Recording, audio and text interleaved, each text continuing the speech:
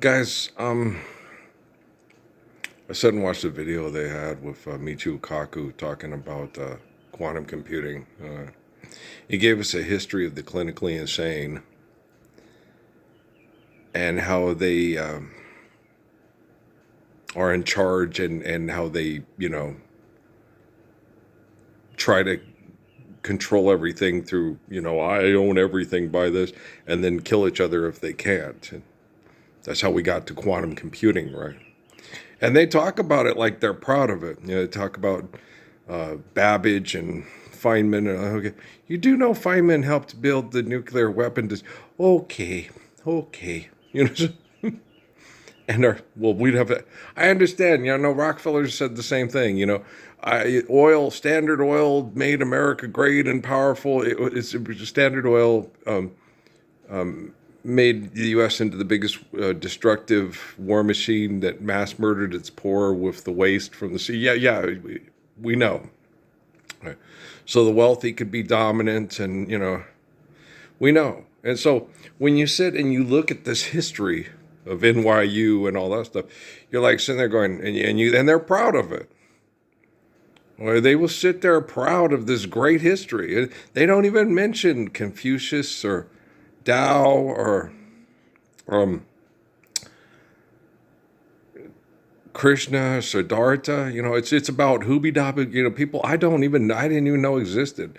I'd heard about Babbage. I think Feynman. I had to watch The Big Bang Theory. I would have never known Feynman existed. Okay, I knew Einstein existed because he tried to step away from the insanity and get people to be more sane and rational with their science. Okay, but he was very rare. I didn't know who Marie Curie was until The Big Bang Theory. I didn't know who Robert Oppenheimer was until recently, when all the great Feynmans and Babbages and I knew who Newton was because they told you about him in school with the gravity thing and all that stuff. But I didn't know who most of these wackadoodles were. Sigmund Freud, yeah, you knew because there were so many people being influenced by his thought processes, And then you sit there and think, well, if we were living the Lord's Prayer, would Sigmund Freud's thought processes be necessary? If we were living Psalms and Proverbs? If we actually had holy covenants based off of faithful love? Would Sigmund Freud still be applicable? Would Dr. Spock be applicable? Okay. So, a lot of these people that we look to, that are these great minds and thinkers, would they be applicable if the Hebrews stood up for the Messiah and the Romans were like, they're right? Okay. Would all this stuff be applicable? So all this history that we're going through, how much of it is applicable? Okay. And I don't know how quantum computing is going to do that. They have to put quantum computing as if it's in space. Okay, the supercomputing plugged into the planet, trying to diagnostic with the planet, stuff like that. I don't know how quantum computing can exist in space and then trying to solve problems on Earth at the same time. It does not compute. Okay, hey, everybody get the bounty. Okay. And so I'm sitting there looking at it going, do you guys see the problems here, right? When I watched the stuff and the girl was talking about, Professor X Academy up in New York. She says it's like the Jetsons meet the Flintstones.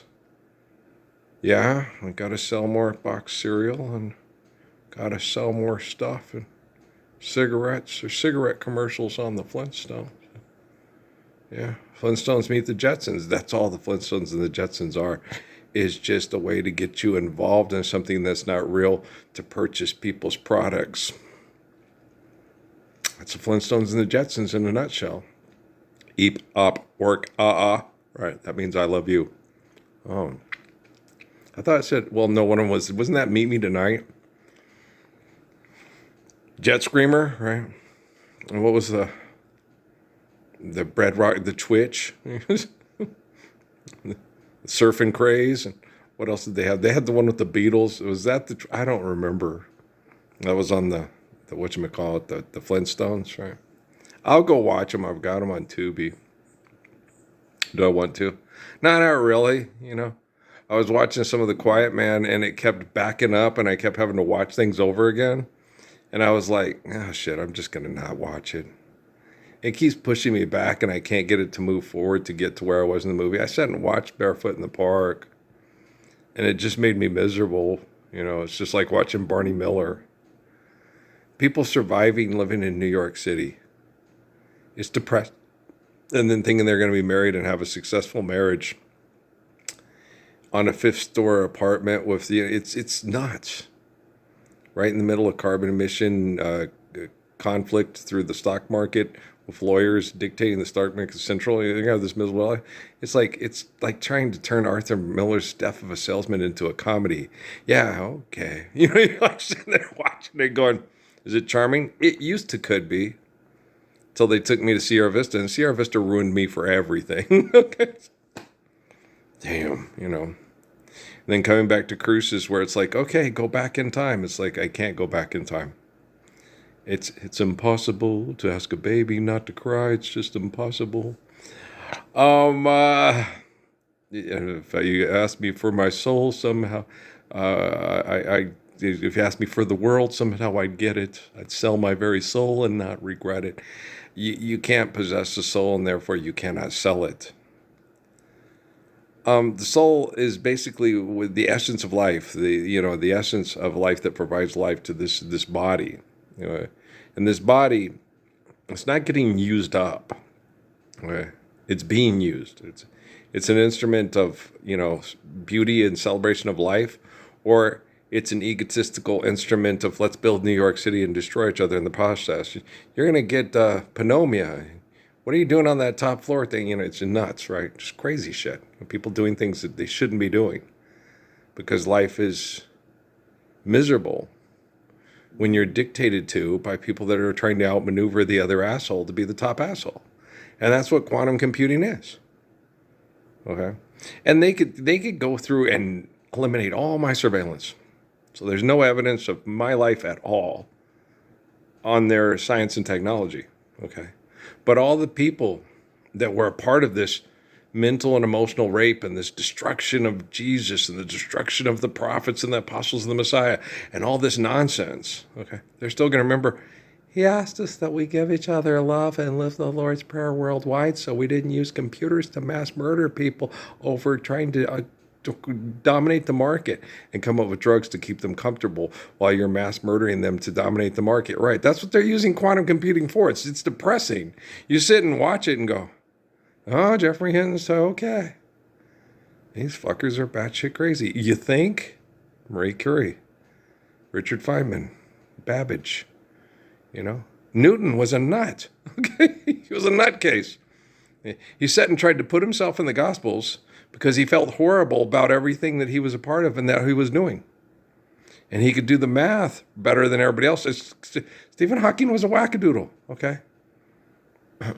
That man, when we connected in prayer, the main thing that he was most preoccupied with in our conversations was me having a sexual relationship with the stepdaughter to see if he could feel it, because he could feel things through me.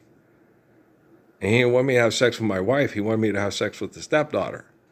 And I was like, no, if I marry Jennifer Lopez, I'll ask her if, is it okay if Steve, comes in the head and enjoys it? He didn't want to have sex with Jennifer Lopez. He wanted to have sex with the 12-year-old. Okay? I don't like Stephen Hawking. I don't care what any of you say.